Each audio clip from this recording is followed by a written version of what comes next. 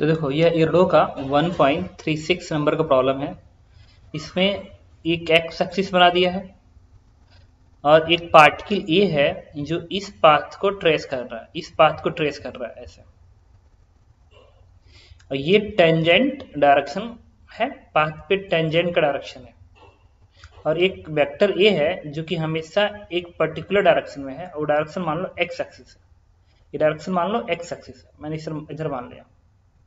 तो वेलोसिटी तो tangent direction में होगी हमेशा, वेलोसिटी हमेशा टेंजेंट डायरेक्शन में होगी।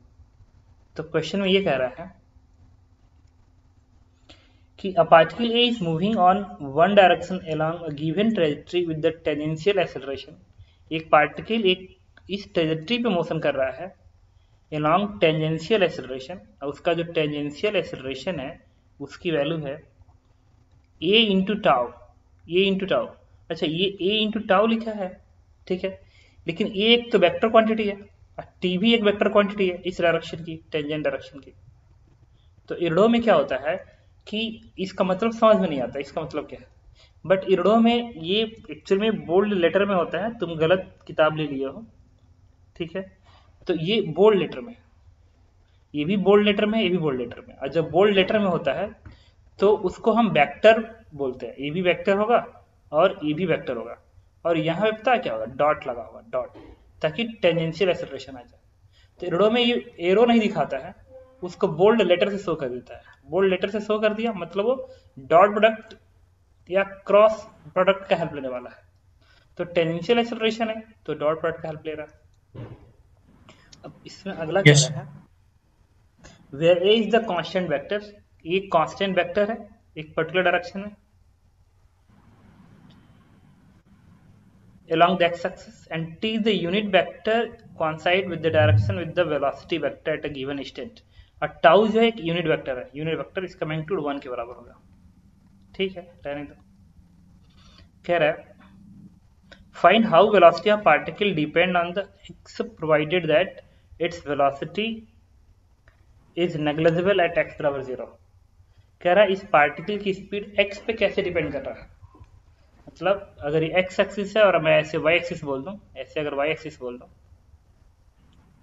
This one is the y axis. तो क्वेश्चन में कह रहा है कि इस पार्टिकल की वेलोसिटी x कोऑर्डिनेट पे कैसे डिपेंड कर रहा है। मतलब अगर ये डिस्टेंस x है तो इस x एक्सिस पे कैसे डिपेंड कर रहा है। तो मैंने कहा एक काम करते हैं, इस एंगल को थीटा मान लेते हैं, इस एंगल को थीटा, वेलोसिटी और इसके डायरेक्शन का एंगल थीटा है। तो मैं इसको लिख सकता हूं a tau into cos theta, A vector into tau into angle का कॉस। बट टाउ तो यूनिट वेक्टर है तो मैं इसको क्या लिख सकता हूँ, this one is a cos theta. और ये टेंजेंशियल एक्सेलरेशन है। अच्छा, टेंजेंशियल एक्सेलरेशन जो होता है, एक काम करते हैं हम लोग, जो इसको एक मेथड हम यूज करते हैं, मेथड 1 बोल देता हूँ। ये कैनेमेटिक्स का अप्रोच है जो मैं अभी बता रहा हूँ। टेंजेंशियल एक्सेलरेशन होता है rate of change of speed, rate of change of speed is tangential acceleration. तो अब इसको मैं लिख सकता हूँ क्या, d v by d t is equal to a cos theta, a cos theta. Tangential acceleration is rate of change of speed, तो इसको तुम भी लिख सकते हो भी d v by d yes. S, d s. अभी अपना माइक बंद रखना, रिकॉर्डिंग कर रहा हूँ। तो जो डी एस होगा, d s is the distance travel. जब भी स्पीड की बात आएगी भी d by d s use करोगे तो d s, what is d s, d s is the distance travel in d t time interval, in d t time interval. If v is speed तो उसके साथ जो d s लगेगा वो distance travel कहलाएगा। Of course speed से distance relate होता है। तो मैं इसको ऐसे लिख सकता हूँ ए कॉस थीटा। अब यहां से मैं लिखा v d v is equal to a d s cos theta लिख दिया, और कहा कि काम करते हैं इसका इंटीग्रेशन करते हैं डी हटाने के लिए। तो मैंने कहा एक काम करो, ये जो डी एस कॉस्ट है ये क्या बता रहा है, डी एस कॉस्ट। तो डी एस कॉस्ट क्या बता रहा है, ये जो पार्टिकल है वो D s is what, particle D t time में कितना डिस्टेंस कवर किया। तो अगर मैं इस चीज को थोड़ा सा यहां बनाने की कोशिश करूं, यहाँ पे ऐसे, इसको ऐसे दिखाओ, ऐसे दिखाऊं और कहूं कि मान लो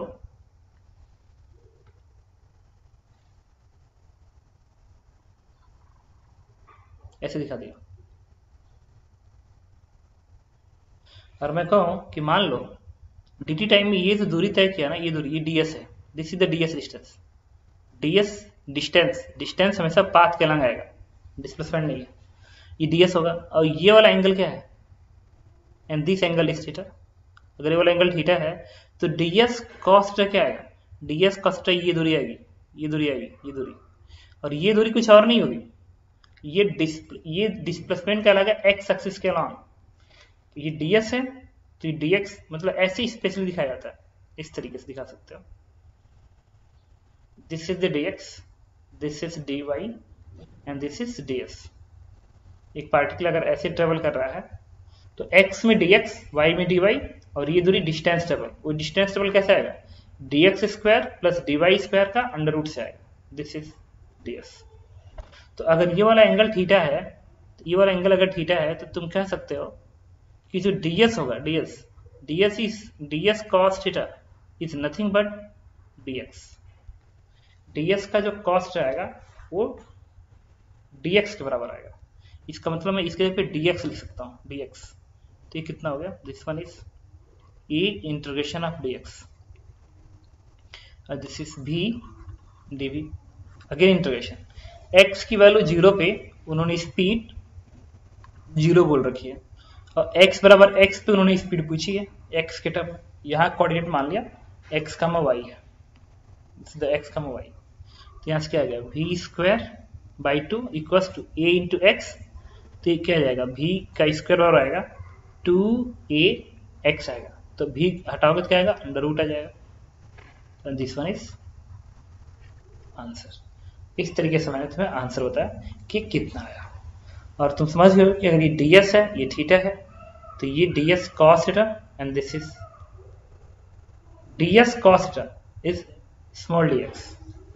ओके, इसके अलावा अच्छा इस अप्रोच में डाउट हो तो बता दो, इसमें कोई डाउट हो तो बताओ। सर आपने ए डॉट टाउ ले रखा है, लेकिन क्वेश्चन में सर ए इंटू टाउ सीधा दे रखा है, यहाँ पे डॉट नहीं, प्रोडक्ट नहीं है वैसे। तो तुमने सुना नहीं ना मैंने क्या कहा। मैंने ये कहा कि इरडो के अंदर डॉट नहीं लिखता है, इरडो के अंदर ओके सर। बोल्ड लेटर में लिखता है। अब तुम्हारा जो बुक है उस बुक में स्मॉल लेटर लिखा हुआ है, बट मैं चूंकि पहले से जानता हूँ इस क्वेश्चन को, ठीक है, तो वो किताब ही ओके गलत सर। है, जो किताब तुम लिए हो उसने टाइप करने वाले होते हैं वो गलत टाइप कर गए, लेकिन मैं जानता हूँ कि ये ओके बोल्ड सर। लेटर है। इरडो में जब बोल्ड लेटर लिखा जाता है तो वेक्टर होता है, और दो वेक्टर को अगर आपस में मल्टीप्लाई कर रहा है तो मल्टीप्लीकेशन पॉसिबल नहीं है, तो या तो क्रॉस से मल्टीप्लाई होगा या तो डॉट से मल्टीप्लाई होगा, तो डॉट से मल्टीप्लाई होता है, क्योंकि ये टेंजेंशियल एक्सेलरेशन एक स्केलर क्वांटिटी बन जाती है, यहाँ पे स्केलर क्वांटिटी है। तो दो वेक्टर को बोल्ड लेटर से लिखा हुआ है और क्रॉस है डॉट है, तो कंफर्म डॉट होगा, तभी जाके स्केलर मिलेगा। बात समझ रहा क्या कर रहा हूँ, यस। ये बेसिक प्रॉब्लम किताब की है। अब इसका सेकेंड अप्रोच मैं तुम्हें बता देता हूँ। सेकेंड अप्रोच जो है वो है, ये है वर्क पावर एनर्जी से आता है। वर्क पावर एनर्जी से टेंजेंशियल फोर्स निकल गया। अच्छा, टेंजेंशियल फोर्स निकल गया तो मैं वर्क डन निकालना चाहता हूँ। वर्क डन, वर्क डन क्या होगा, वर्क डन होता है basically dw is f dot ds, f dot ds ये होता है। अगर ये पार्टिकल ने इधर ds का डिस्प्लेसमेंट लिया है तो वर्क डन क्या लिखा होगा, f डॉट ds। फोर्स और किसी भी मोशन में इसको तुम लिख सकते हो क्या, F D s cos theta, F D s cos theta, F D s cos theta.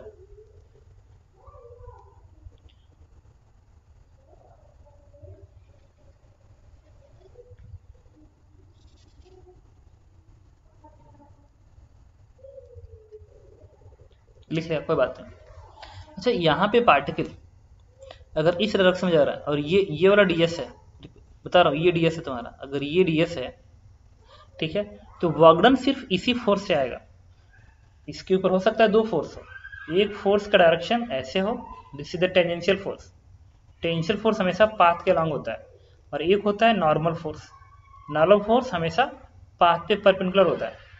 तो अगर एक पार्टिकल का डिस्प्लेसमेंट इस डायरेक्शन में हुआ है, इस डायरेक्शन में हुआ है, ds के बराबर ऐसे हुआ है, तो वर्क डन सिर्फ ये फोर्स करेगा, टेंजेंशियल फोर्स करेगा। वर्क डन नॉर्मल फोर्स नहीं करेगा, क्योंकि वो 90 डिग्री पे है।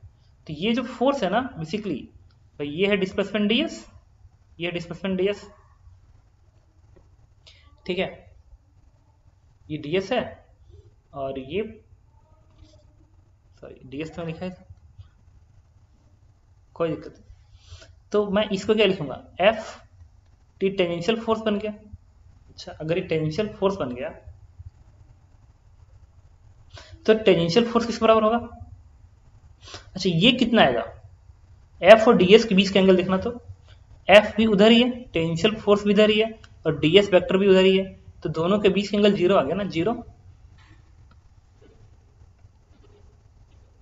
दोनों के बीच का एंगल जीरो आ गया, इसके बीच का। तो अगर ये टेंजेंशियल फोर्स है और ये डिस्प्लेसमेंट है, तो ये वन बन जाएगा, दिस वन इज वन, तो ये बन गया इसके बराबर, ये बन गया। और टेंजेंशियल फोर्स किसके बराबर होगा, मास इंटू टेंजेंशियल एक्सेलरेशन। तो मास इंटू टेंजेंशियल एक्सेलरेशन क्या है, ए कॉस थीटा है, इसको लिख लिया ए कॉस थीटा इंटू ds, ठीक है। तो इससे m बाहर आ जाएगा, m और a बाहर आ जाएगा, ये क्या बनेगा, ds cos थीटा। और ds cos थीटा कल्पना करके देखो, अगेन क्या है, dx है, ये क्या बन गया, m इंटू dx, ये बन गया। तो अगर मैं पूछूं नेट बॉर्डर बताइए, नेट बॉर्डर, तो हर जगह इंटीग्रेशन लगाना पड़ेगा, हर जगह इंटीग्रेशन। जब इंटीग्रेशन लगाओगे तो ये कांस्टेंट बाहर आएगा, m बाहर आ जाएगा, dx का इंटीग्रेशन x बनेगा, x बनेगा, दिस इज x, क्योंकि 0 से x तक गया है, तो लिमिट 0 से x तक चलेगा, m x आ जाएगा। अब बर्डन क्या होता है, चेंज इन काइनेटिक एनर्जी। तो final kinetic energy is half m v square, और initial kinetic energy 0 equals to m a into x, then what is v? v is root 2a x, and this one is answer। ये बात समझ में आई?